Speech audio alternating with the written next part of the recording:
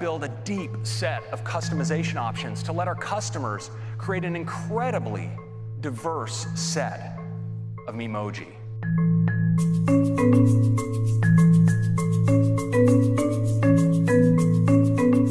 Good morning and welcome to WWDC 2018. Today is all about software. We're going to get started with iOS. Next big release of iOS is, you guessed it, iOS 12. And because we want these changes to be available to the full range of our customers, iOS 12 will be available on all the same devices as iOS 11. And we're focusing our efforts especially on the oldest devices. You'll see that apps launch up to 40% faster. The keyboard can come up to 50% faster, and you can slide to take a photo at up to 70% faster. We created a new file format for AR. It's called USDZ. You can use USDZ across the system, from the Files app to Safari, to even sharing them over messages and mail. And what's great is you can place these 3D objects into the real world. Designers and developers will now be able to use familiar apps that they know and love, like Photoshop or Dimension, to create amazing AR content and bring it easily via USDZ. In fact, for the first time, with Creative Cloud and iOS, you will have a what you see is what you get editing in AR. So here I am at the Fender website, and they actually let you configure your guitar with the kind of finish and pickguard that you want. So I can select a configuration option here, and then I can see the guitar I've configured. So I'm just going to tap in. Of course, I can see the guitar here, but wouldn't it be cool if I could see it in the real world, in its real size? Well, there it is. So we're introducing a new app, and it's called Measure. It makes it really easy to measure objects, detect rectangles and get their dimensions, and measure lines along surfaces. Now, I'm actually in the Measure app.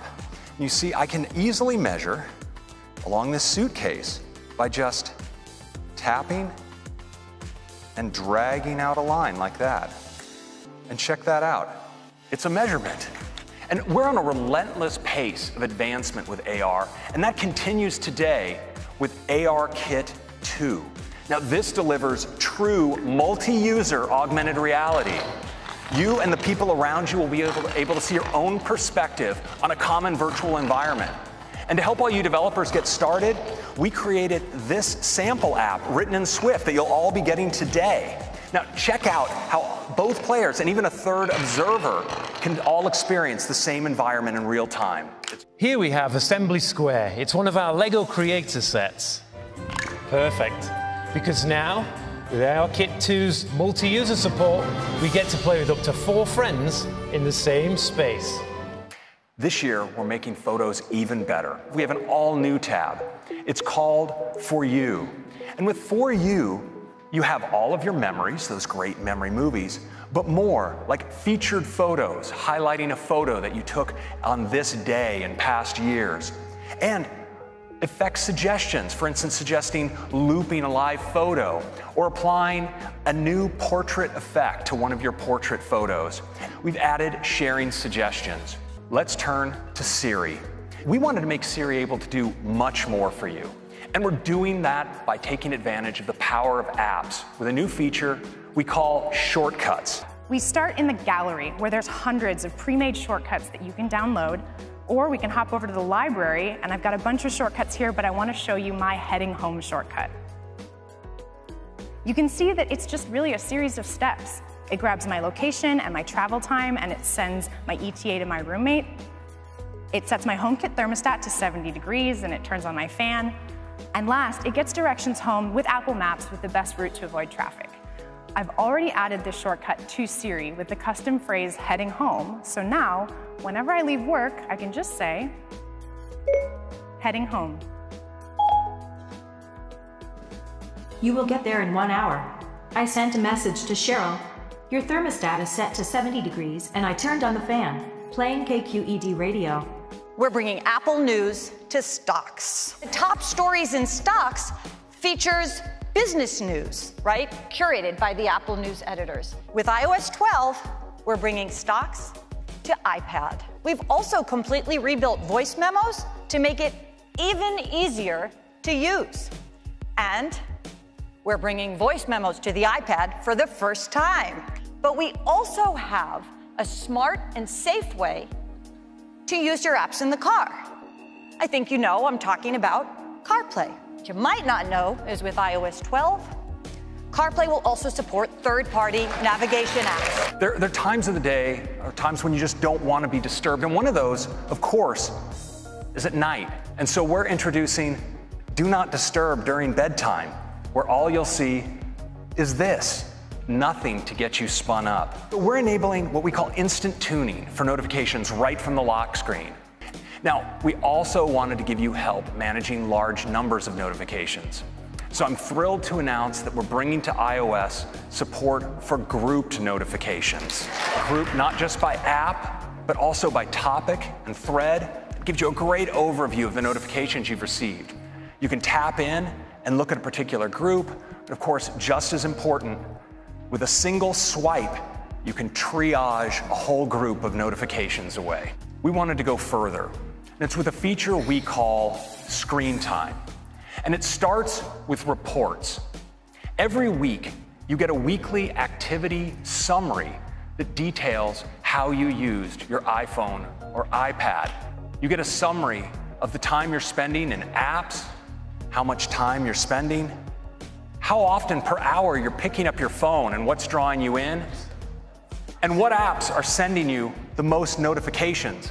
App where you might want to be spending a little bit less time, well, you can set your own limit. You can also limit your kids' time in apps by category or by individual app. And this year, we're taking Emoji to a whole new level with a breakthrough new technology we call tongue detection. You can make your favorite Emoji do this.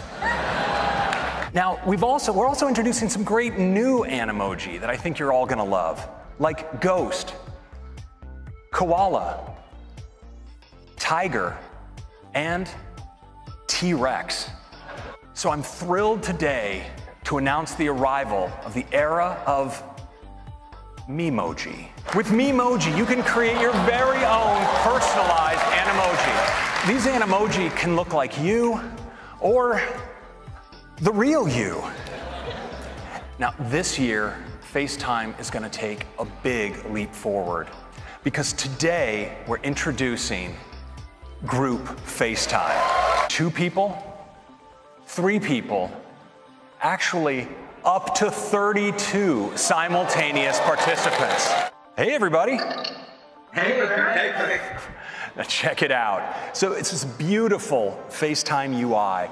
Next up, we'd like to talk about the Apple Watch. So in watchOS 5, you can challenge any of your activity-sharing friends to a 7-day competition whenever you would like. And now, with watchOS 5, we're giving you even more to listen to. The Apple Podcasts app is coming to Apple Watch. Now, this is also Pride Month, and we're really excited to introduce an all-new Pride Edition watch band. Next up is Apple TV. Apple TV 4K is bringing you the latest in audio technology.